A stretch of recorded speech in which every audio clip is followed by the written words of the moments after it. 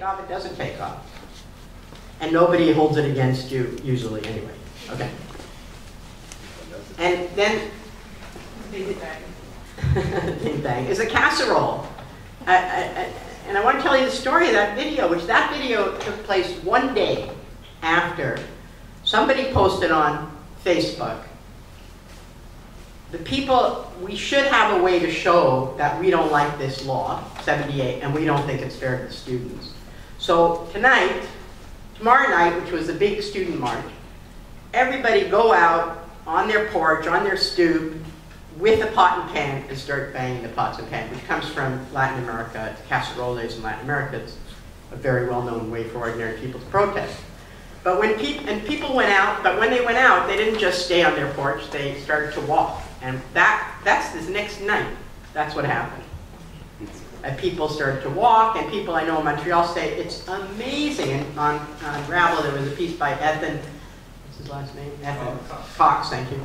And Ethan Cox is an old he's not old, he's young, a young anti-globalization activist, and he's blown away by the casseroles because you meet your neighbors, it's joyous, as you can see, it's all kinds of people, and it got bigger and bigger and bigger, and it went all across the province.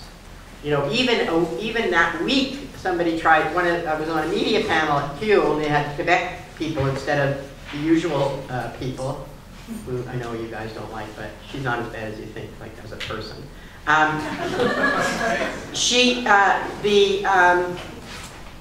The right-winger tried to say, well, it's only in Montreal. And I said, no, that's wrong. Because the casseroles are all across the province. Because anybody can do it. Anybody can go out and bang on a pot and pan. And it's really fun, because when's the last time you banged on a pot and pan? You're probably 3. Right? So it's playful, and kids love to do it, so kids are part of it. In fact, kids lead it because they did it more recently than we did, so they're better at it. You know, so it's amazing. And, you know, it's just one guy thought of it, and he actually thought of it as a way to show support, because a lot of the people who are doing it, they don't even agree with freezing tuition fees. But they don't agree with how the government responds to the students. And they don't agree with lots of other things. So what was a focused demonstration against the raise of tuition fee has now become way broader. And if you ask people, where is it going? Nobody knows. In that way, it's like Occupy. It's a social, I think, you know, the leader, Gabrielle Nadeau-Dubois, says it's a social revolution that we need. And it's a social revolution that's beginning to happen in Quebec. Because it's against neoliberalism, it's against austerity, it's for democracy and for the voices of the people to be heard. And Quebec has a particular quality of wanting to protect the values of the Quiet Revolution, which are liberal democratic and social democratic values. And it's amazing. I mean, I've never seen anything like it in my life in Canada. Never.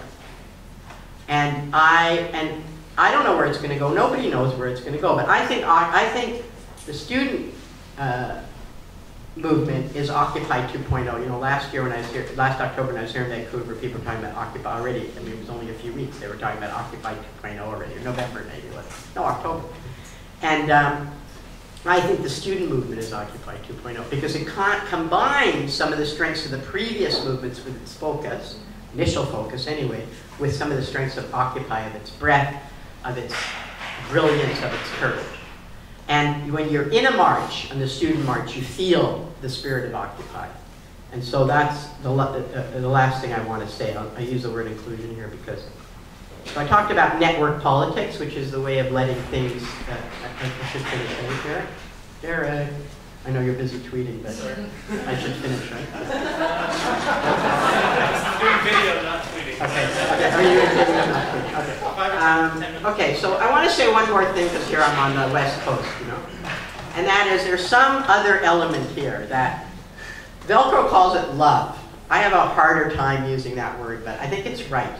I think that there's a feeling of love in these movements. And the love is a kind of recaptured sense of connection with other people who you don't know.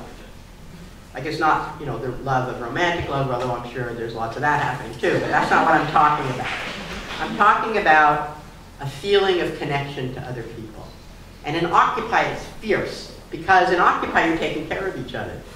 You know, you're feeding each other, you're clothing each other, you're dressing each other, everything you do is about taking care of the community, right? And you really feel that sense of love, like a village. And that's been so lost to us under neoliberalism.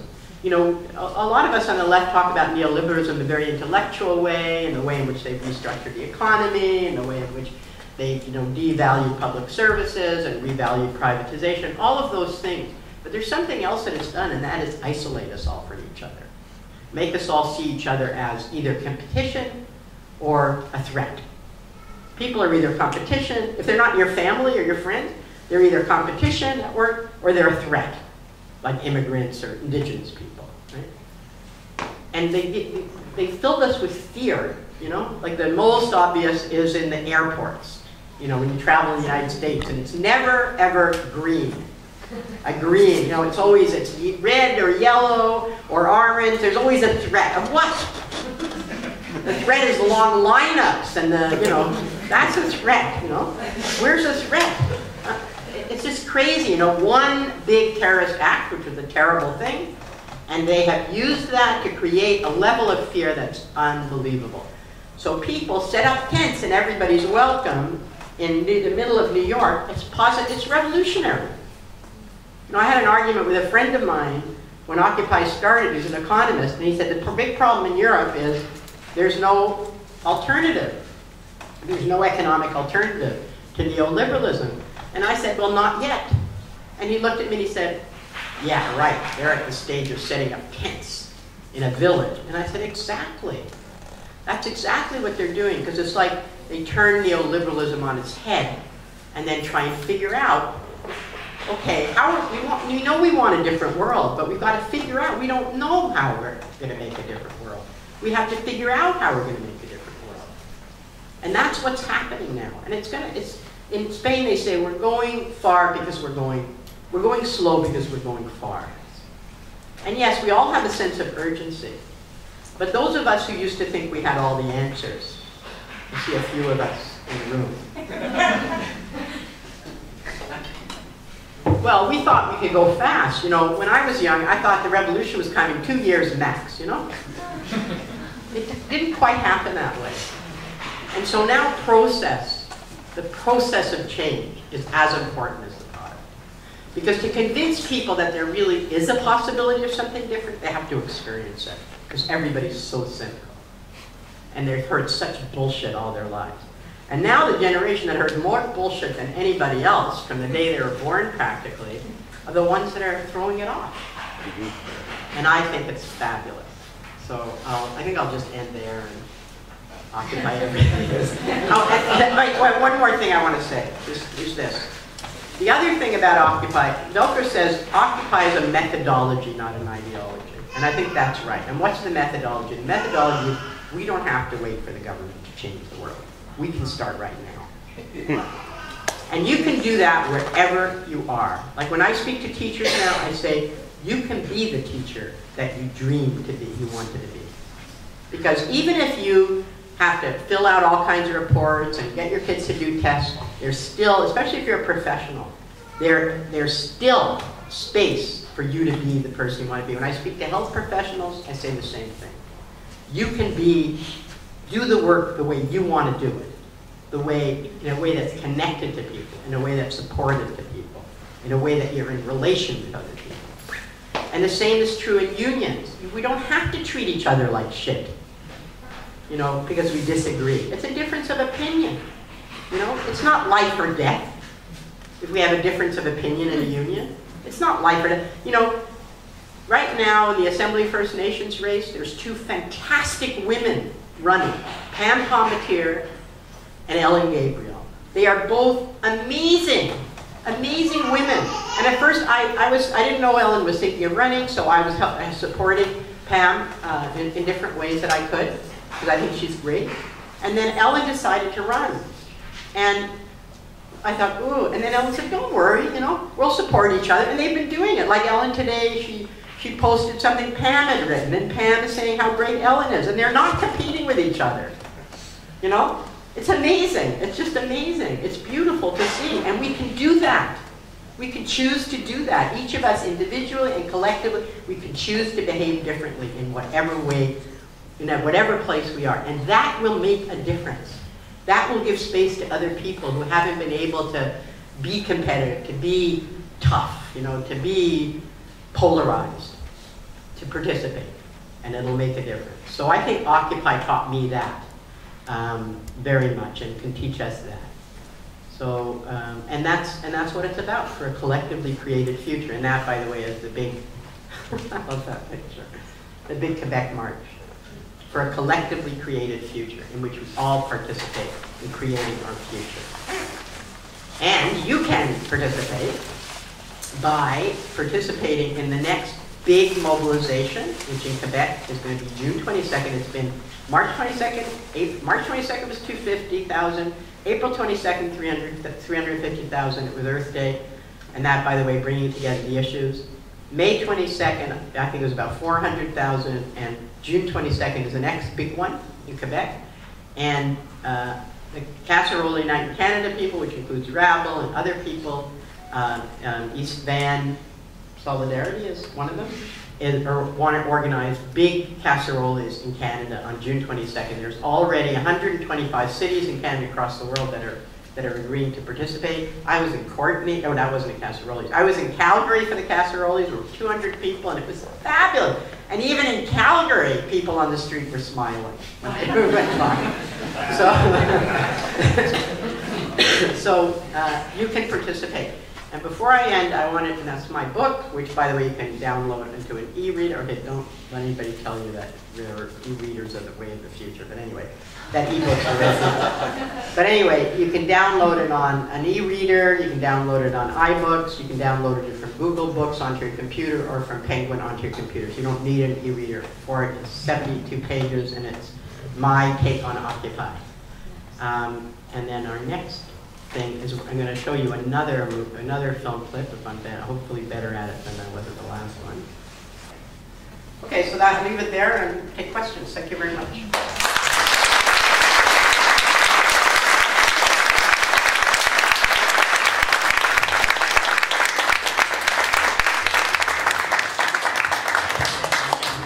Rabble President Duncan Cameron is going to come up and give a little blurb here. We will have a Q&A and discussion, but this is some important housekeeping because we did have a free admission tonight and Rabble is in a membership drive. So Duncan, come on up. Well, thanks, Derek. First, I want to thank Judy for her talk tonight. I've known Judy since 1987, and she gets better every year. And this is as good a talk as I've seen her give. You know, when she talks about feeling people what they feel, in a movement like Occupy or in a social movement or social revolution, it's what psychologists call self-actualization. It's people actually becoming themselves instead of becoming something that somebody else wants you to be. And it's also about having a world in which relationships are authentic, that they're real. And Rabble, when it was conceived by Judy. She's the founder, so we have tonight the editor of Rabble, founder of Rabble. I'm the president of the executive committee. I started writing for Rabble in 2004, and Judy and I talked a bit about Rabble, and I became the associate publisher. And then Judy and I together hired Kim Elliott. Alex came in she first interviewed me about Rabble, then she became an intern, then she became the managing editor. So she went from walking in the door to the top of the tree. But when we talked about Rabble, what we wanted was to create something that was an online community, and I learned tonight that what we really got is a virtual village. But in order to get there, you need support from people. So the world, as I understand it, is divided into two types of people. Those people who are Rabble members and those people who are not Rabble members. So if you are a Rabble member, then you probably joined when we set up, Judy and I, this $5 a month and become a Rabble member system. And at that time, the Globe and Mail cost $1. Well, the Globe and Mail now costs, at least in Quebec City, where I've been, $1.88, so make it $2. And we're still asking for $5 a month on your credit card to be a Rabble member. So if you're a Rabble member for $5 a month, I'd like you to consider going to $10 a month. And if you can't afford it, and I understand that, please go to $6 a month.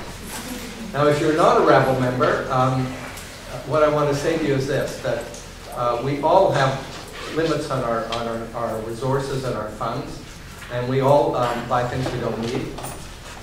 So when we're doing our budget, and I know most people here give and give generously on a number of things, but we need a culture in our country in which people say, well, you know, a certain amount of the income I have is going to things that I support because I believe them, even if I can get them for nothing. And Rabble is that. It's available to everybody. It's open to the world. We broadcast to the world. We do our podcast to the world. We have a discussion groups which are open to people who want to contribute in English. And we, of course, have our features and our blogs and all everything that we do on television. And it's open to the world, and it's free because some people contribute. So please consider going to rabble.ca, clicking on Join Membership, and you can sign up on your credit card. And believe me, our budget is $250,000 a year. Don Cherry makes $600,000 from CBC. Steve Paikin in Ontario, TV Ontario personnel gets $288,000. And we have 17 people employed, most of them for a day or 2 days a week. And we depend on our sponsors. You can look up our list of our sponsors, most of which are trade unions. And the interesting thing about trade unions is that they are protesting against austerity, and then they are opposing austerity because they don't feel they have any choice.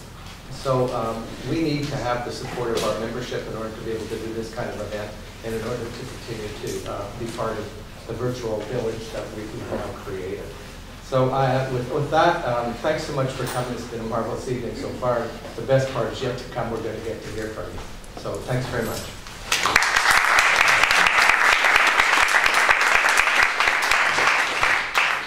Thank you, Duncan. And membership forms are here. Just ask Duncan, Alexander, or myself for that. And this event was also co-sponsored with Pt2 Radio. I think Molly Caron has left. She had her daughter here, but she does the operating in studio. Pt2 Radio is on Co-op Radio, which you should all support and be members of as well, 102.7 FM. And Red Eye Radio is on Saturday mornings, and they're one of our features on the podcast network at Rabble. We run segments from Red Eye Radio. So one of our podcast contributors, Mordecai Greenberg, is here tonight, and I think Red Eye deserves a round of applause as well for the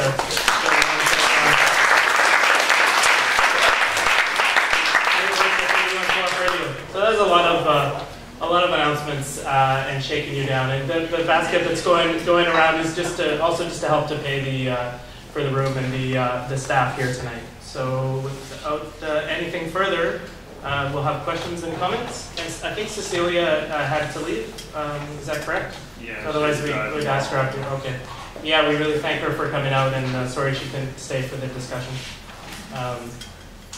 Yeah. So hands. Speak. And do we have a floor mic? We were going to have a floor mic so others could hear. Okay, we'll just ask people to speak up. We'll repeat the question if there's trouble. Yeah. Yeah. Sorry about that. Mic check. Yeah. Yes, right here. My name's Anne Livingston. I've worked with drug users here and helped form Bandu, and I live on welfare now. And the thing that I'm so concerned about is the police, and certainly because of my work with drug users, I get to see the really heavy impact. We don't have to convince drug users that they're oppressed usually. They've usually had a lot of encounters with the police. And these huge remand centers, which are privately run and privately owned, I know they're for most of my friends in this neighborhood, and they know that, and we've been protesting the mass incarceration. But I think they're also built for protesters. They're really vicious, horrible places, and I'm not sure people really understand what they are. A remand center is a place that you're held before you're found guilty of a crime, usually. And then you're often held with people who can't be let out on bail because they're too violent. So you've got people who didn't do anything, in with the Bacon brothers who are shooting people or whatever it is the Bacon brothers do. So I just wondered if you had a comment, because the behavior of the police is incredibly escalating. It's something I've watched for 18 years in this neighborhood, and they used to politely come up and say, empty your pockets. And now they actually handcuff you and go through your pockets. Like it's not been slow in my observation, but it's, we saw it in there, and they are a union. They were marching in the streets in England. I don't know if people saw that. the guards in the prisons were union, and now in England, now they're going with non-union, and they think the police are going to go non-union, which is why the police are marching. I don't think anyone has any strategy or way to approach the police and just try to. So I hope I didn't say too much, but I'm sure you're just as alarmed as I am because you showed us that footage. It's terrifying. Yeah, I mean, I was very alarmed at the G20 in Toronto 2 years ago when I saw police behavior that I've seen before, since the 60s anyway. I guess the good thing is, the good part of it is that it's being exposed more. Like when it's drug users or black people or indigenous people that the police are brutal to, no, it's invisible to people. Whereas now, like the remand center, we had that cage that they put people in Toronto, and it was horrifying. And there are a number of reporters, for example, who turned on the police. Like there was a guy named Joe Warmington who was a police reporter for the Toronto Sun.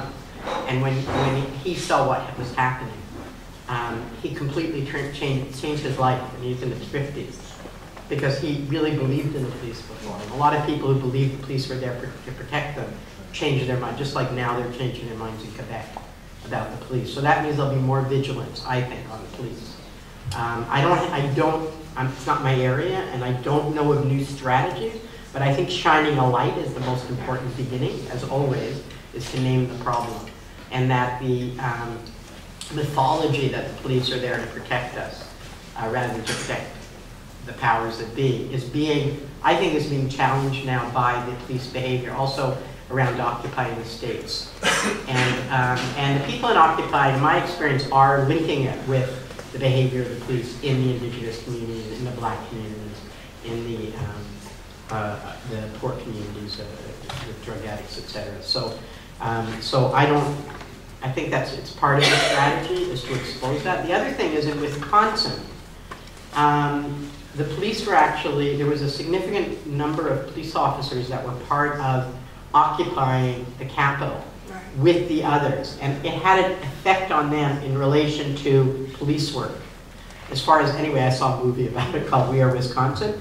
So that's another thing, which is the union, and I agree with you, they are a union, and to my knowledge, and maybe there's some union people here who know better, there hasn't been a challenge to them from the labor movement about their behaviors, both in terms of how they're behaving in these mass protests, but also in terms of how they're behaving in other situations. But I know in Toronto, the police are having to be more careful in general because of what happened during the G20. But what alarmed me is that the media still gives them the benefit of the doubt, right? Like in Quebec. So, no, I don't have a strategy for that in particular, but I'm sure people are developing it who are more involved in that than I am. Take one over here. Yeah, sorry. No, it's okay, you call me. Okay. Sorry. I just wanted to clarify something that you said earlier on when you were comparing the police brutality from Quebec and in Toronto during the G20. You said that no one was hospitalized in the G20. There was multiple people who were hospitalized because of police. Really? Yeah, including people who were like severely beaten by the police and then handcuffed to the hospital bed, and as well as multiple people who did need medical attention who were denied it in detention. So yeah, there was definitely people who were I wasn't aware of that. Who were beaten that badly. And also just sort of like building off of that comment, like I remember 2 years ago in Toronto, Sid Ryan, the Ontario Federation of Labour, was speaking out against the police as a union, and the police union like really lashed back at him and the Ontario Federation of Labour and just basically said like you can't like accuse us of anything, you can't talk about us in that way. It's just the wall of blue that's just being like flashed up at all the time. Take one at the back there.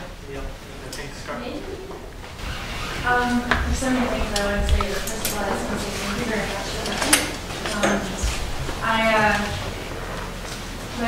One of the things that I'd like to ask your opinion on, perhaps, is the Occupy movement here in Vancouver. When they chose to decide to go to the Common Commission, I was part of the Occupy Wild Salmon. The Occupy what? I'm sorry, I didn't jump over you. Occupy Wild Salmon. Wild salmon, yeah.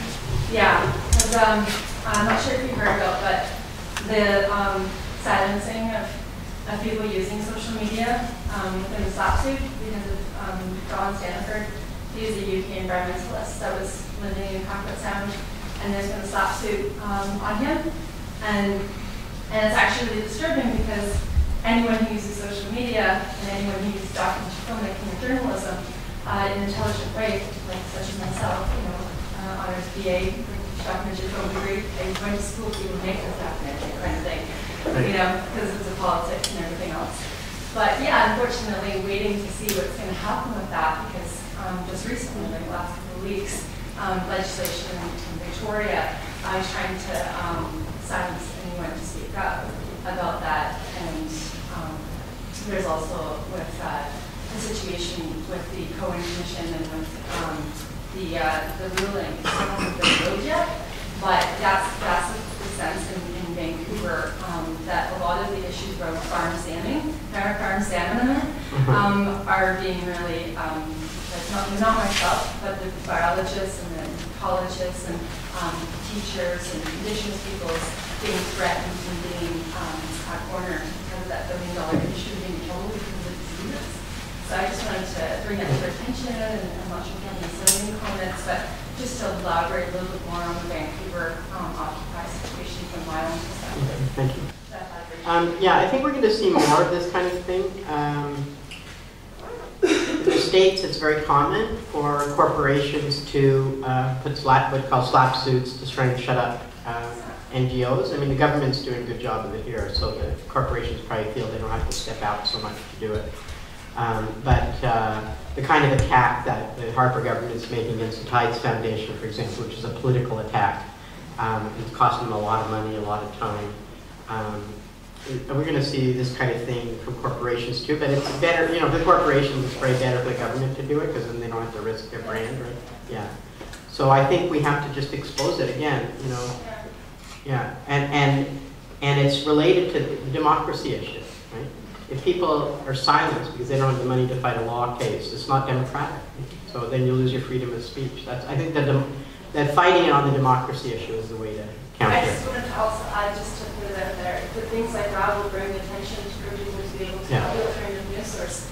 But personally, my own experience with last 15 years is owning and operating my own website and learning how to edit and learning how to blog and Twitter and to teach that to as many people as I can. And it may not always be monetized or always have revenue coming in necessarily. Yeah.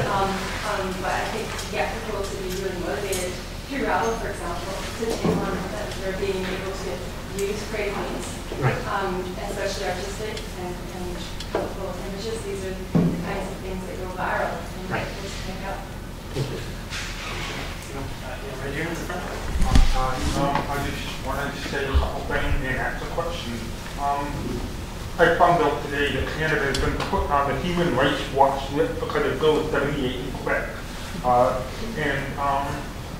I think the best way to stop police brutality and repression is to use the power of non-violence and record everything. And when people see videos online of peaceful protesters getting their asses kicked, that makes them very angry, and angry people overthrow governments. Non-violence works. Violence that gives the police an excuse to kick their asses, and then people think it was justified. And non-violence worked for Gandhi, for Martin Luther King, and they had a peaceful revolution in Iceland, and non-violence worked all over the world. And my question is, I don't use the banks, I don't use credit cards, I use a credit union because I don't want to give my money to the financial system. So I can't buy your book online because I don't have a credit card. Can I give you cash? I don't have it. That's the thing. I'm sorry about that. What about PayPal? No, I don't need PayPal. They're email. Oh, okay. Well, I can't help you. I don't have it. No, I don't. No, I don't. I really don't. Like, if I don't have it. I'm telling you. Well, who has it? I am going to look into this, though. I'm going to look into how I can do it, because you're not the first person who asked me. Doesn't use credit card. Well, I don't want to give my money. No, he doesn't have. He doesn't have a credit card. Do Right? you have a computer? You have a computer? Do you have a computer? Yes. Yes. I'll buy it. Okay. Okay. She said she'd buy you a book, but I think it's a question of. She said she'd buy you a book on your computer. With you, yeah. So you don't want to talk about that. Right there. Yeah, I thought your presentation was quite good, but I think one thing that you missed was the movement in Greece at the moment, because I think it's actually the most important movement that's going on at the moment, because it's the movement that's on the verge of putting a genuinely left-wing government into power that's going to say, fuck you to neoliberal capitalism. We hope. Yeah, sure. I think we have to occupy our government if we're going to make change. I think the way to stop people from enacting bad legislation is to put people in office that won't do that. Yeah, the question was about Greece, and the election was today. And the latest that I've seen, the updates, is that Syriza, the coalition of the radical left, it's called, had a chance to win. It looks like they've come just short, and the right-wing pro-austerity party won the election, but they probably won't be able to form a government, or it'll be very difficult. Syriza won't join any government of austerity. And the third place, Social Democrats, not really sure what they're going to do. They're saying they won't join a government unless Syriza is part of it. Right, so the Social Democrats are now saying they won't join unless the radical left joins with them. So it's a very interesting situation. There could be another round of elections sooner than later. And yeah, I mean, it's nice to see the radical left in the strong position, and the old so-called Socialist Party sort of asking for favors now from the radical left. So we'll all keep an eye on Greece for sure. Take some more questions right at the back. Hi, I was with you in 2001, Judy, in Parliament when we had People's Parliament. We occupied the Parliament in Ottawa. Given all of the horrendous bills and various laws that are occurring, being pushed through by the Conservative government right now in a very dangerous precedent setting, I want to know, in your opinion, whether that is possible again. Whether we can take over Parliament. Good question. Well, I personally think the only thing that's going to stop Stephen Harper is a massive mobilization on Ottawa that doesn't stop. That's very hard to organize. Never happened. It's never happened. And we had a People's Parliament, but it was symbolic, right? Yeah. And that's when we had a government that actually listened a little bit. We also had national mobilization. It's just that there's probably more momentum now. Yeah, there's more momentum now, but it has to be much bigger now, and it has to keep going. So I think that a massive march on Ottawa, like 1 million people, 500,000 people, that at least 200,000, at least tens of thousands of whom stay, block the bridges, like that's the kind of thing we need. A really militant march on Ottawa. I don't think we're there yet. I think the casseroles on 22nd are a beginning, not a beginning, a continuation to build a base for that to happen, but I don't think it's going to happen in the immediate future. But hey, I didn't think the Quebec student strike would turn into what it turned into either. So you never know. I just don't get the sense that it's there, but anything's possible.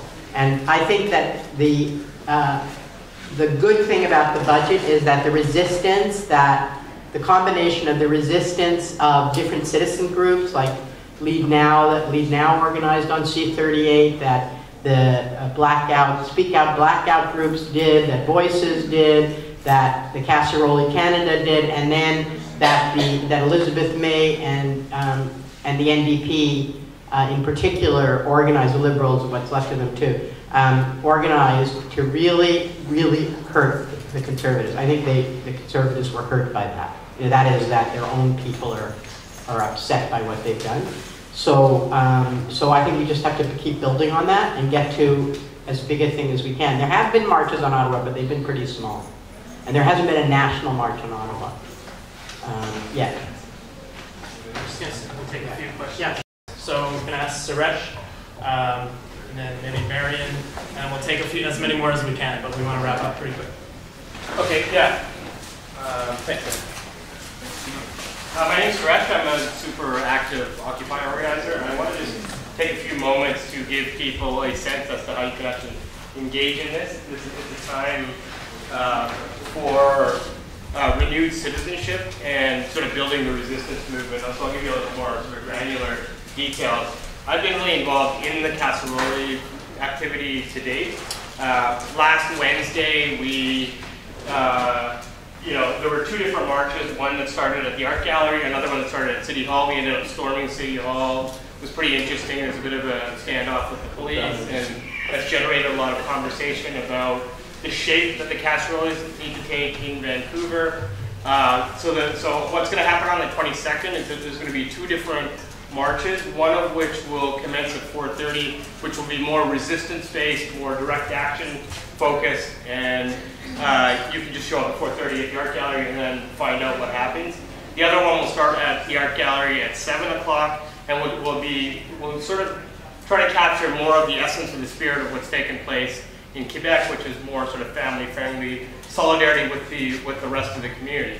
So the culture in Vancouver is not quite the same, so the dynamics are sort of unfolding.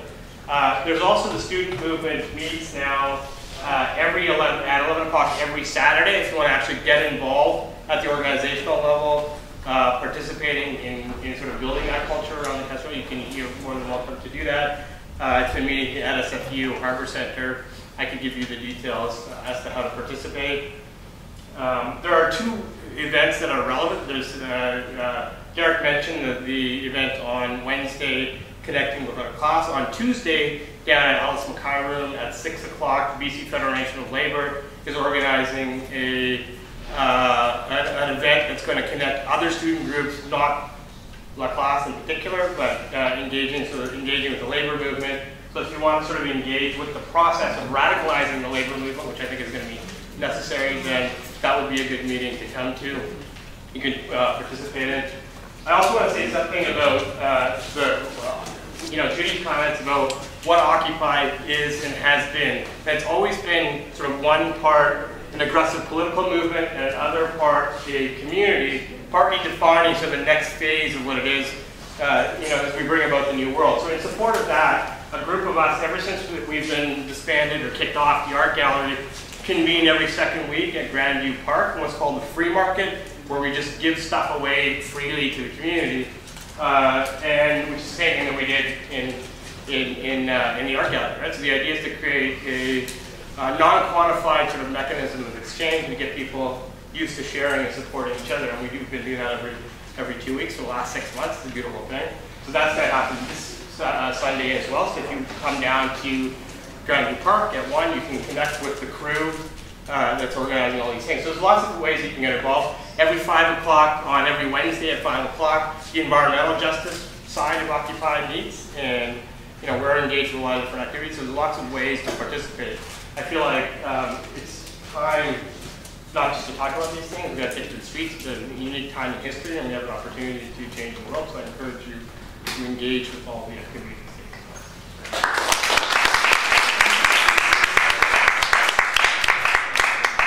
Take Marion, and then just 2 more I'll have to choose. Sorry, I thought your talk was really interesting, but I think that one thing that you didn't talk about was the huge attack that's happening right now on labor in Canada. I mean, I'm a postal worker, and we've been ordered back to work like the 4th or 5th time in my career. We've seen the teachers being ordered back to work, Air Canada being ordered back to work. The railway being threatened with order back to work, and I think it's part of this whole. I think it's tied in with this Bill 78, etc. And I think it's a shame in many ways that Canada gets on Human Rights Watch list for Bill 78, and not for all the massive attacks on the labor movement or on working people. And I just think we have to situate all the attacks on working people in the same struggle. I have to take 2 more first time. I'm going to take yourself in the front row and this lady here as well. And then we'll just have to cut it. I'm sorry for those who didn't get a chance to share thoughts, but we want to have some people here for some informal conversation and some drink. And then we will have to get out of the room in maybe half an hour, 40 minutes or something like that. So, yes. I was just interested to get your opinion on, there's been a lot of talk in the media about the left uniting, and I realize that comes up every few years. As an issue, and right now with the lady in the back was talking about just all the ridiculous things that are happening in government, and I feel like I Googled impeachment of Prime Minister and found out you can't do that really in Canada, so I agree with we need that mass mobilization, but is there anything politically that we can do, and is that uniting of the left is something that you feel is a good idea? Just take the last one. Sorry, just because we're giving people who haven't had a chance. Okay. I had with labor unrest, and I too feel like this province is about to blow up. I'm earning $16.60 an hour after 20 years in this field, and I have to work a second job to support myself. And the work that I feel we do is of ultimate importance to children and families in this province. I don't want to quit my job, as has been suggested to me, to find something that pays better, because I really value the work that we do, and I think it's really important to keep us all going. So we started a grassroots movement at UBC for pay equity. It's a women's equality issue, and I'd be really interested in any words of advice you'd give to us for moving forward.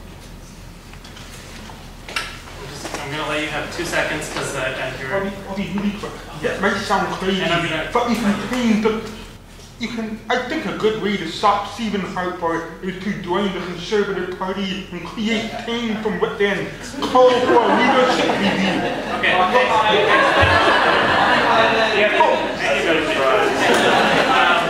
And I'm sorry, there was one other person who was involved with organizing tonight that I just wanted to let have a word. That's Eric. I just wanted to touch on one thing that I think that is kind of an interesting feature of the organizing that's been going on around all these different movements and around the casseroles and everything. And it's the sense of, like, I think some people, especially if they haven't ever been involved in anything before, they look at this and there's a sense that it's kind of spontaneous. Or if you're new in it, it seems like it's all coming out of nowhere. But actually, if you look at Egypt, they've had 40 years of organizing that went into the Arab Spring. And that didn't just come out of nowhere. They suffered for years trying to build a movement. The protest that started at Tahrir Square was a surprise for them. They weren't expecting. They were expecting most of them were either going to get beaten up, go to jail, get tortured, or whatever. That's what they expected, and suddenly it turned into something completely different. In Greece, what's happening that's been happening today with the vote, that's 5 years of organizing against austerity that's been going on in Greece to get to the point that they're at now. In Quebec, it's been months and months of general assemblies and mass organizing at the grassroots level. People organizing even just within their own department on campuses. And that's the kind of, I think sometimes, I think especially in English Canada where we're talking about how can we spread the Quebec Spring, there is kind of this we want to just go straight to the same level that the Quebec Spring is at right now. And people are like, yeah, we got to do direct action, we got to be occupying the intersections, taking the bridges, and and all this kind of stuff. And it's really exciting to see that enthusiasm. But we also have to have a sense of that this is going to be a long struggle. We've got a long struggle ahead of us, and we got to be prepared to buckle down and do the work at the grassroots level in every single constituency, in every community, in every labor union, every local, every part of our campuses to build that. And it's going to take a lot of people to do that. And I think one of the key things in that is that we have to have a sense that if you look at the Quebec thing, what blew it wide open was the opposition to Bill 78. This is something that, the reason it blew it open was because everybody can agree with this, and they moved. And it's not always necessary that people have to have all the perfect politics all worked out before they get involved with the movement. And sometimes I think, especially in Vancouver, this is something that we're struggling with right now, is that there's a lot of longtime activists who sort of have a lot of things figured out and have kind of had a chance to cross-pollinate between all these different struggles. But they're not really ready to try and engage with all these people who maybe are just like, I don't like what Harper's doing. I think it's anti-democratic, and that's their starting point. And they haven't figured out all this other stuff out yet. And so that's the long struggle I think that we have to do, is building that culture of solidarity and everything that you were talking about. One other thing, the leaflet, I just wanted to say, on there is a link so that you can print the leaflet yourself. So anybody can get the leaflet off the internet, print it off, and distribute them in their neighborhoods or whatever.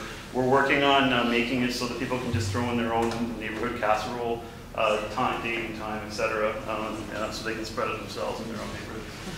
Perfect. Okay, thanks, Eric, and we'll get Judy. I think Eric said a lot of what I was going to say, so I'll be brief and say I think that is a problem. I think that one of the extraordinary things about Quebec is that we have a very sophisticated left-wing leader in Gabriel Nadeau-Dubois, who's also into building a mass movement. And we don't have enough of that in English Canada. We have a lot of people who have been, whether they're on the far left, anarchists, or whether they're in an NGO, or whether they're in a union, we've been working for years in a very small area. We couldn't get more support. Now everything's changing. And a lot of people can't cope with that. They want things to be the way they always are because that's comfortable. You know, we all know that in our own lives, but it's also true politically, right? You want to stay in what you're comfortable doing. And now we have beginning to have the opportunity to speak to a much bigger group of people. So, you know, I trooped down to Duncan, what's his name, John Duncan's office in Courtenay, and had to sit there while people are saying, be a hero, John Duncan, almost made me sick to my stomach. But I did, you know, because those people were there because some of them believed in the Conservative Party before, and now they don't. And we're going to have to talk to people like that. And I think that it's a really good point. In terms of the labor movement, I think the labor movement has to change. Marion, I know you do too. And I think that the great thing about Occupy is Occupy supports labor struggles. It identifies with the labor movement of the 30s and the labor movement as it was when it was first organizing. And I think the labor movement has to show that spirit again if it wants to get support. So I didn't mention it because I wasn't talking about the labor movement. That's what I think about that. So anyway, I'll leave it at that. I think it was a great discussion and everybody contributed. And I'm sorry we don't have more time, but we can talk informally. And thanks for coming on Father's Day. Thanks very much.